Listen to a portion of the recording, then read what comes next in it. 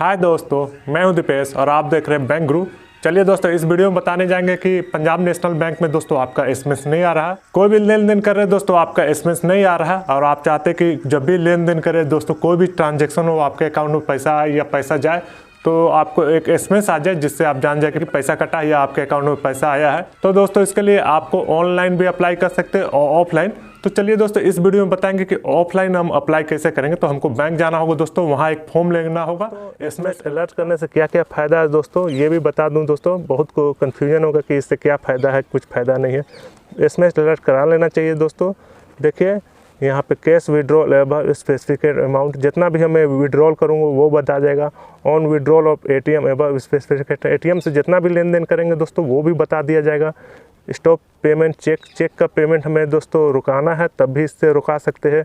RTGS में काम आएगा दोस्तों, रिटर्न ऑफ चेक में काम आएगा। बहुत सारा फैसिलिटी है दोस्तों, तो फ़ायदा ले सकते हैं दोस्तों। उसके बाद ऑफलाइन भी आपको कुछ फ़ायदा मिलता है। देखिए, close SMS service, alert of new scheme, renew of CC, alert of instalment due to retail loan. जो भी है दोस्तों, ऑफलाइन भी आपको इतना सारा फैसिलिटी मिल जाता है। बहुत सारे फैसिलिटीज़ दोस्तों जो आप ऑफलाइन और ऑनलाइन दोनों आप फैसिलिटी देता है। एसएमएस अलर्ट रहेगा तभी आपको मिलेगा। तो चलिए दोस्तों, इस वीडियो में सिखाते हैं एसएमएस अलर्ट कैसे करेंगे। बैंक में गया दोस्तों, तो वहाँ पे उन्होंने ये फॉर्म दे दिया, बोला कि एसएमएस नहीं आ रहा, तो ये फॉर्म भरिए जिससे एसएमएस आ जाएगा। इसी से दोस्तों मोबाइल बैंकिंग भी होता है दोस्तों। देखिए यहाँ पे ऑप्शन है एसएमएस अलर्ट मोबाइल बैंकिंग। मगर दोस्तों मुझे मोबाइल बैंकिंग का कोई ज़रूरत नहीं है दोस्तों। मुझे सिर्फ था कि पीएनबी में जब भी मैं लेन देन करूं तो मेरा एसएमएस का आ जाए दोस्तों, क्या कटा क्या नहीं कटा। बता दूं, एसएमएस अलर्ट का कुछ चार्ज भी है दोस्तों। जैसे मुझे बताया गया है अभी कि 15 रुपये 3 महीने का। हो सके दोस्तों आने वाले समय में ये कम हो जाए या ज़्यादा हो जाए।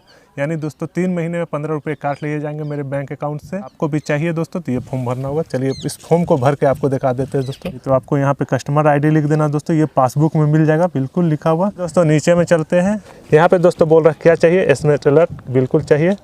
तो यहाँ साइन कर देते हैं दोस्तों कि मुझे एसएमएस अलर्ट चाहिए। मोबाइल बैंकिंग नहीं चाहिए इसलिए खाली छोड़ देते हैं दोस्तों। या नीचे देखिए दोस्तों, अकाउंट होल्डर नेम, तो दोस्तों ज्वाइंट होगा तो अलग अलग लिखिएगा। मेरा सिंगल है इसलिए हम नाम लिख दे रहे हैं दोस्तों। अपना नाम लिख देना है दोस्तों, जो बैंक में है बिल्कुल वही नाम लिख देना है। यहाँ सिंगल है दोस्तों इसलिए सिर्फ सिंगल लिख दिए हैं। ज्वाइंट अकाउंट है तो ऑथराइज जो है दोस्तों उसका नाम लिखना है। मगर दोस्तों देखिए यहाँ साफ लिख दिया, application in case of the joint account only. सिर्फ ज्वाइंट अकाउंट है तभी दोस्तों, नहीं तो इसको भरने की कोई ज़रूरत नहीं है। यहाँ पे दोस्तों आपको मोबाइल नंबर लिखना है कि किस मोबाइल नंबर में आएगा। तो यहाँ पे अपना मोबाइल नंबर लिख देना है दोस्तों। जो भी मोबाइल नंबर है आपको दोस्तों ये फिलअप कर देना है आपको। इसी मोबाइल नंबर में मुझे एसएमएस अलर्ट चाहिए। यहाँ पे दोस्तों आपको लिखना है अकाउंट नंबर। तो यहाँ पे दोस्तों जो भी पीएनबी में अकाउंट नंबर है वो लिख देना दोस्तों, पूरा डिटेल दे देना है उसी तरह कि मेरा ये अकाउंट नंबर में आना चाहिए, ये मोबाइल नंबर। चलिए दोस्तों नेक्स्ट आगे के दिखाते हैं दोस्तों। रेसिडेंट, तो यहाँ पे आपको पूरा एड्रेस लिखना है दोस्तों। जो भी आपका रेसिडेंस है पूरा एड्रेस लिख देना है। अगर ऑफिस का है दोस्तों अलग से लिख देना है यहाँ पे एड्रेस। यहाँ पे दोस्तों लिखा हुआ है डेट ऑफ बर्थ लिखे, तो यहाँ पे आपको दोस्तों डेट ऑफ बर्थ लिख देना है। जो भी आपको डेट ऑफ बर्थ है दोस्तों वो दोस्तों लिख देना है। यहाँ ईयर लिख देना है, पूरा दिया हुआ है दोस्तों। यहाँ दोस्तों मदर मेडन नेम, तो यहाँ पे दोस्तों माँ का नाम लिख देना है दोस्तों।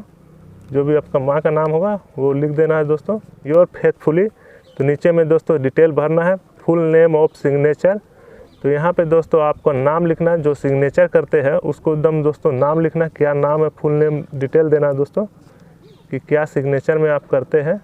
सिग्नेचर ऑफ अकाउंट होल्डर, तो यहाँ पे दोस्तों आपको साइन करना, जो भी साइन है दोस्तों यहाँ पे आपको कर देना है। यहाँ साफ लिखा हो सिग्नेचर ऑफ अकाउंट होल्डर। यही साइन दोस्तों बैंक में होना चाहिए, एकदम सेम होना चाहिए दोस्तों। इतना करने के बाद दोस्तों आपको बैंक में दे देना है। फिर देखिए नीचे में दोस्तों फॉर इंटरनल ऑफिस यूज, ये ऑफिस के द्वारा है दोस्तों। यहाँ साइन वेरीफाई, यहाँ पे दोस्तों वो साइन वेरीफाई करते हैं कि साइन सही है कि नहीं। IFSC code, mobile banking facility permit, ये सब देखते हैं दोस्तों। उसके बाद आपको 1 से 2 दिन में दोस्तों आपसे वो चालू कर दिया जाएगा। जैसे यहाँ मुझे एसएमएस सर्विस चाहिए ओनली, एसएमएस अलर्ट, तो मेरा एसएमएस अलर्ट चालू। आपको कैसा लगा, पसंद आया तो लाइक कीजिए, शेयर कीजिए। चैनल में नए आया है तो चैनल को सब्सक्राइब कीजिए। चलिए दोस्तों फिर मिलेंगे नेक्स्ट वीडियो में, तब तक के लिए बाय।